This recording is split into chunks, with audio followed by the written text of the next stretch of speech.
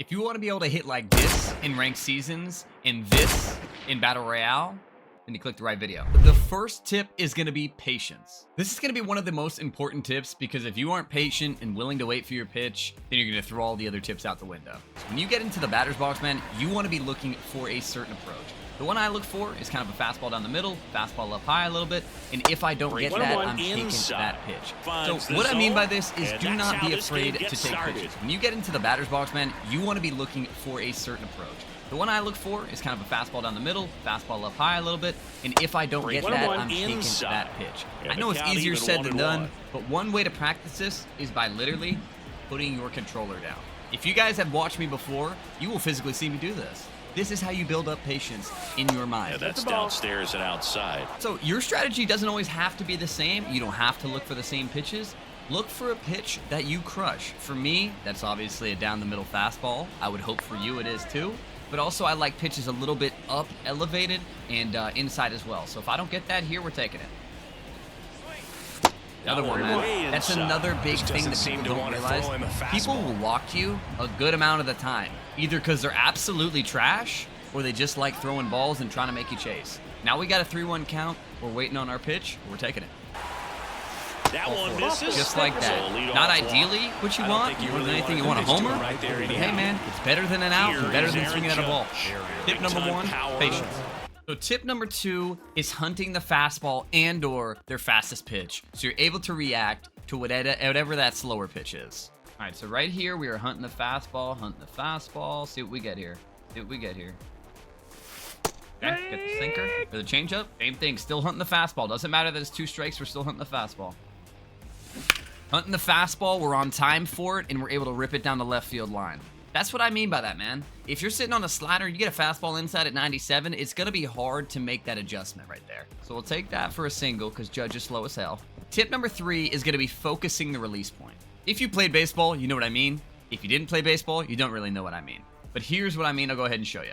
Every pitcher has a different release point. It doesn't matter who you're facing. Every single pitcher has a different release point. Whether you're in the game, whether you're in real life, they have a release point. And the way I like to do it in MLB The Show is mine's a little weird. I like to look at the hat. Staring at the hat makes it easier to pick up the ball right out of the hand. So if I'm looking at his hat, I'm looking at his hat, I'm looking at his hat, then his hand goes here, my eyes immediately transfer. It's just easy to lock onto it. And the reason you do this in the first place is because go ahead and so imagine you pick up the pitch right, even if it's right here. Imagine you pick up the pitch right here. You have a lot less time to react to the pitch, recognize what pitch it is, recognize where it's going, and decide if you want to swing, rather than picking it up right out of the hand. It gives, even that like extra second right there gives you so much extra time to adjust to decide what you want to do. It really doesn't matter in the end of the day what you choose as your release point. I know it's going to work differently for everybody. Some people I've heard say the eyes, the nose, the face. I don't know, dude. I get a little distracted if the pitcher's handsome, but you could look at whatever. You could look over his right shoulder. You could look at the glove if they follow through. I mean, it's totally up to you, whatever you want to do. But this is a huge tip, and that is tip number 3. All right, so right here, we are coming in with tip number 4, and this one comes in to timing. You guys legitimately just saw a perfect example, the last swing we just took, of timing over PCI placement. Now, don't get me wrong, PCI placement is important, but if I can only have one, I'm taking timing 10 times out of 10, brother. 10 times out of 10. You guys already know. You've seen the off the PCI home runs. You've seen the completely miss PCI hits. But what is the one factor in that? It's timing. 10 times out of 10, man. Timing 10 times out of 10. So the way we do that is every single time, again, we're dipping back into tip number 2. We sit on the fastball and we adjust to the off speed. So right here, okay, I'm not even gonna move my PCI. It's a crap pitch, we're not swinging at it. I'm not even moving my PCI. My left hand is up here. This is all I'm looking for you to do right here. All I'm looking for you to do right here. Just be on time. Just be on time. Did I move my PCI? No. Did I get a meatball? Kinda, not really. It was a little bit outside, but look at my timing right there. Good timing. That is the most important thing that you can do. And the way you do that is by sitting on the fastball, reacting to the off speed. Now, guys, I do want to explain, this doesn't mean don't move your PCI. Obviously, you have to move the PCI, but I don't want you overreacting and trying to get your PCI perfect, okay? Just trust yourself to get it in the right spot and take the best possible swing timing that you can. Another good way to practice this is by going into custom practice. If you guys didn't know, there's a custom practice mode. You can line up fastballs, you can line up sliders, you can line up whatever you struggle with. Really doesn't matter. Could be a sinker. I know everybody says the sinker's the hardest pitch to hit, so you could try that as well. And just practice being on time. Take your left hand off the controller, put it on your Johnson. I really don't care where you put it, but just work on your timing, okay? Just work on your timing. Then once you feel like you have your timing to a solid point, just go ahead and put the two together. Start working in your PCI, and I promise you, man, within a couple days, within a couple hours, within a couple attempts, man, you're gonna feel a difference. All right, tip number 5 is gonna be a weird one that I don't know if a lot of people talk about, but that is gonna be thumb placement. And what I mean by that is where you put your thumb on your joystick. Some people just grip it and rip it, man. If that works for you, whatever. Okay, but I'm assuming you're watching this video for some help. So the way I like to put mine is I like to put it right here. This helps me from slamming my PCI or kind of like going crazy, making crazy movements, and I'm able to make smaller, easier, gentle movements, which you need to do. I mean, you ever slam your PCI then want to slam your dick in a car door? Happens to me kind of daily, but still, this helps me a lot from doing differently. There's other grips that you can absolutely mess around with, but I'm gonna go ahead and show you one more time. I put mine really gently. I'm not gripping the controller like I'm trying to break it. Really gently, and then I just have my thumb making small movements on the bottom of the controller here. A different grip that I've seen an absolute legend use as well, kind of weird, but you can try it, is the pinch grip. You go like here, you kind of move it like a claw machine. If you were a master at those when you were young, maybe try that, but your boy was absolutely dog shit, so I will not be trying that. But it's just another one. Guys, how you do it, you just pinch right here, you move up, you move down, left, right, you got it. You can try it if you want to. The biggest thing about this one though, man, is just make sure you have a soft grip. Regardless of where you put your thumb on the PCI or your joystick, sorry, wherever you put it, just make sure you have a soft grip. That's gonna keep you from slamming your PCI and moving your PCI like a psychopath. Now, tip number 6 is going to be where to start the PCI. So I know they've added the anchor in years, and people sometimes anchor it up and in. People sometimes anchor it down and in, whatever. I personally like to go ahead and start mine right in the middle. This allows me to get here the easiest, here the easiest, here the easiest, and it keeps me from guessing, okay? I like to react to pitches. Obviously, if somebody's pounding one spot over and over and over, yeah, you can anchor your PCI or start it in a certain place. But until they do that, man, I don't think it's worth it at all. So I'll go ahead and show you what I like to do with mine. I start it in the middle, kind of just move it a little bit small to get used to my small movements. Then I creep it a little bit up just to get myself in motion, dude.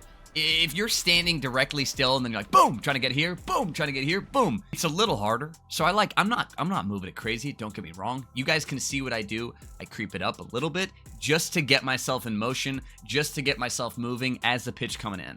It helps me a little bit with timing, it helps me a little bit with placement, and it overall just helps me react a little bit better.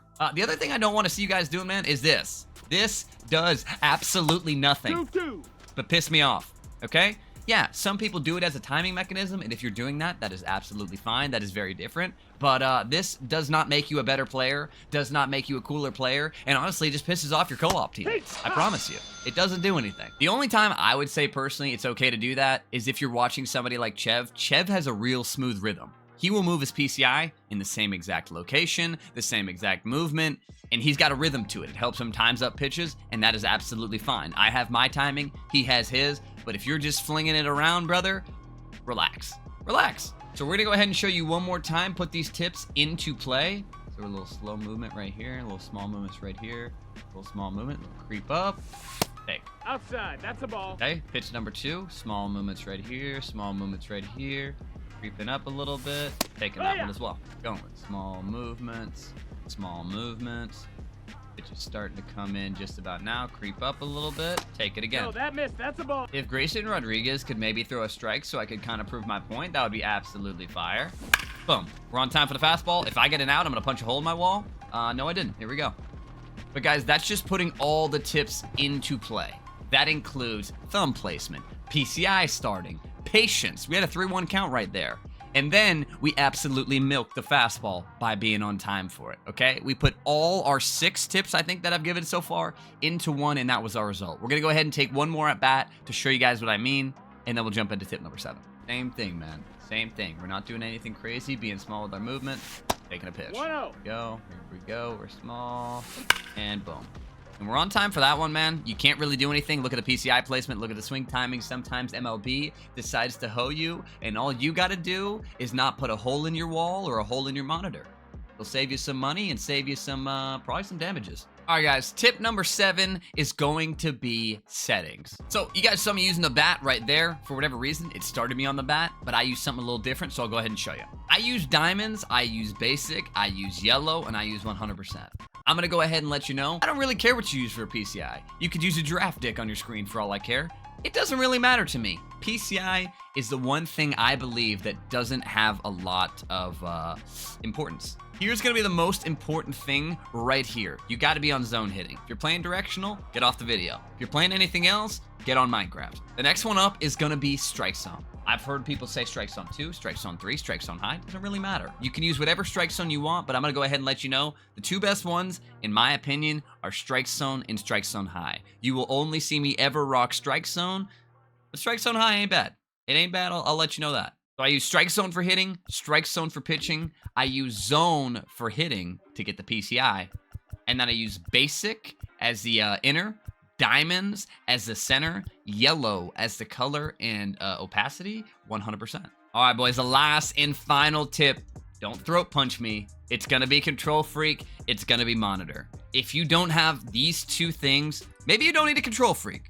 But I recommend it, and 90% of the player base uses it, if I had to be honest. The biggest one out of these 2 is gonna be the monitor. If you're a dad in a recliner, sure, these tips are absolutely gonna help you, but the biggest thing that's gonna help you is the monitor, man. Is the monitor. Don't get me wrong. If you can't afford the monitor, that is absolutely okay. All these tips will help you, but if you are looking to play at a competitive level and you have a little extra bread to spend on this game, I would absolutely say get yourself a monitor.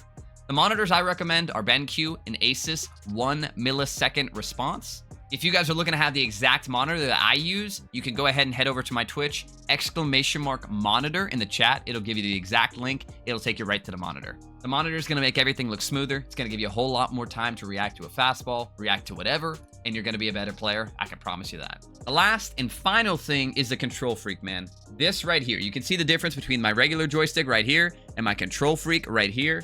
This thing just gives me a lot more control. I like how it feels a little better. And yeah, that's really it. Same thing, man. If you guys are looking to use the control freak I use, you can head over to my Twitch chat, !KF, I believe it is in my chat, and the link will go ahead and pop up for you. I don't have any code. This is not sponsored, so just go ahead and check it out. You can buy this one. You can buy whatever one you want, but this is the one I use, and if you want the exact link, again, you can find it in my Twitch chat, !KF. And if you want to see more videos, and you like the channel, and you like the video, subscribe to the channel, or I'll seduce your mother.